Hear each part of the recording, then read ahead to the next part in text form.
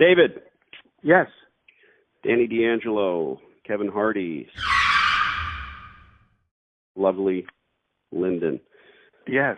So, I'll just reiterate, we're looking to invest heavily in equipment. And David, we are always looking for existing laundromats because of the infrastructure. It's not the location for us. It's not that. I'm just reiterating what we've gone through here in the LOI and the back and forths.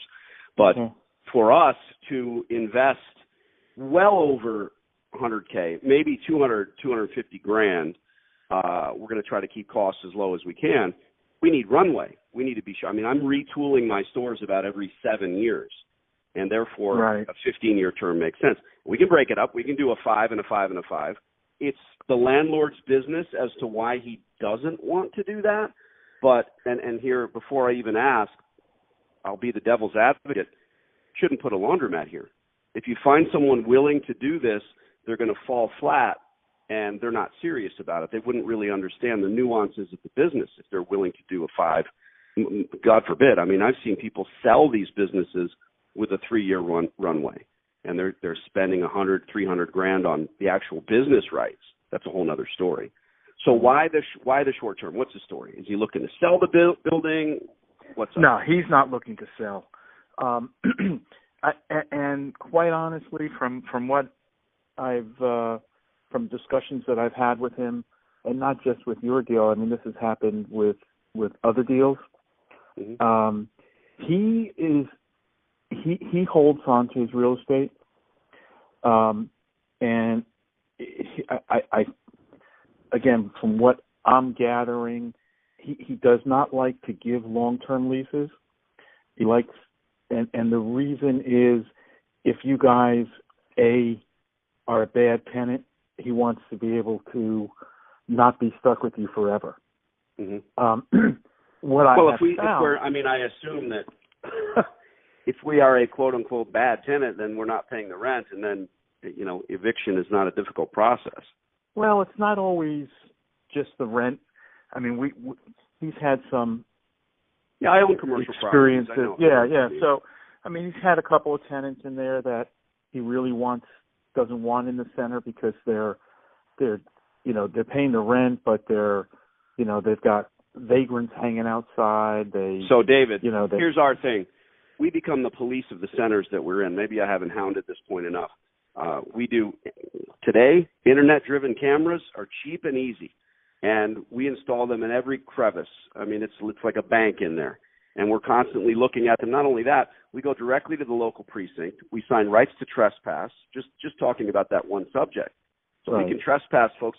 I can't. This is a food in my kid's mouth. I can't have homeless or vagrants, what I call hobos. It's my favorite word. We can't have them hanging out. It makes my blood boil. Now, I'm just talking words. You don't know what's going to happen with us. I get that. But we can't sign for 10 years. So I get it. He's afraid of having a poor tenant. But here's the thing. We're also going to be retooling the store after about 7. So we're looking for that runway to get it done. It's different. How many laundromats does this landlord have under his umbrella? Right now, there's 1, 2, 3,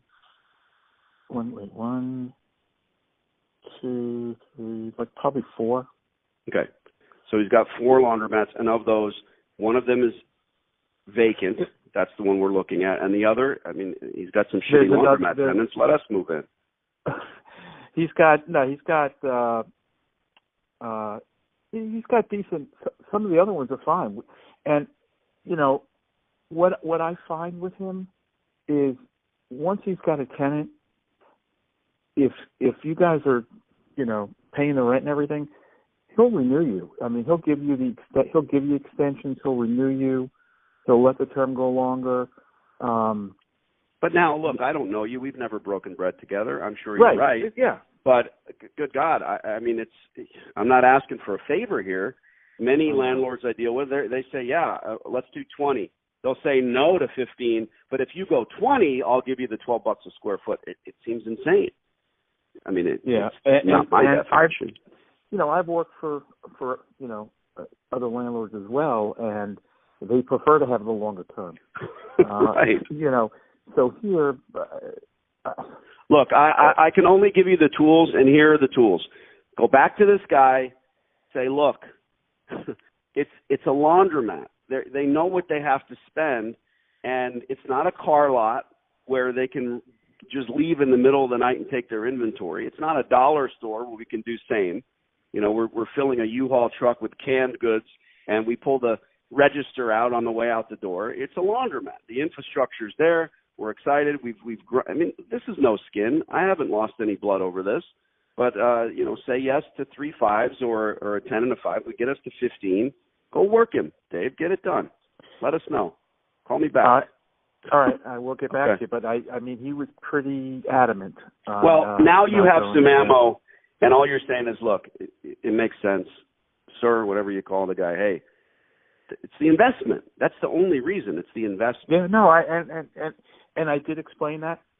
You know, I told them, you know, that you typically, you know, replace your equipment every 7 years. And right. If you do the 5 and the 5, you're stuck in a situation where you've only got a few years left and you're faced with, you know, making a decision. Right. And you don't want to put yourself in that situation. And David, you know, if we were Walmart, we wouldn't be having this discussion, because if we were, and we're not, but if we, you know, I'm a fan of business. I treat all of my landlords with respect. And, you know, the word landlord, what is it? What does that make us? The plebes? He's the lord of the land. So we have to listen. But when you get a call from Dwayne Reed or Walmart, you say, oh, okay, well, they're not going to sign on the line until they get 18 months of abatement, and this is what they pay. And by the way, they're going to put in a police station and a kids corral. You know, it's the way it works. And we just have a set rule of thumb and or parameters that I know we need to be successful. So go work the guy, say yes or no. And we're pulling the trigger on a couple of stores, and we want this to be one of them. Let me know. All right. I will get back to you. Thanks, David. Cheers. Thanks. Bye-bye.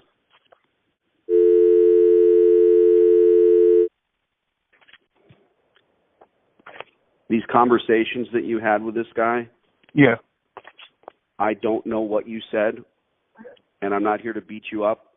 But, again, you hired me to do a job. Let me do the talking. That's all. You know, I've made my best case, and he's our advocate. We don't know the landlord, and the landlord likes it that way. Yeah. And you heard him. You know, he said, I mean, I don't have to repeat what was said. He says, it's dumb. It doesn't make sense.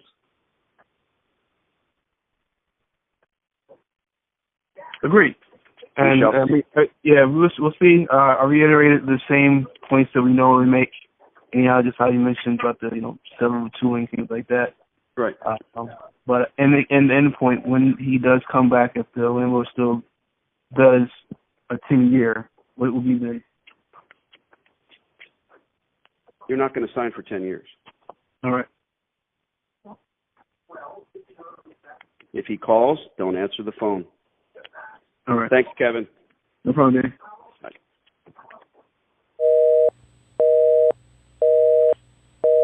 That's pretty self-explanatory, but what you don't know, we've been dealing with this landlord for about 2 months, and we deal with a representative. So David is his lease representative, and that's common. I'm grinding out every point on this. They haven't even drafted the lease yet, but they went from $17 a square foot to $1 a square foot, which, understand, 12 is the same as 1. So 17 is not like saying $1, $17. It's like saying $12, 17. Understood?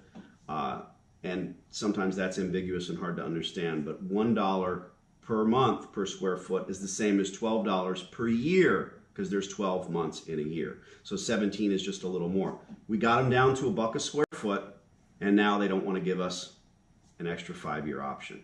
We shall see. Stay tuned.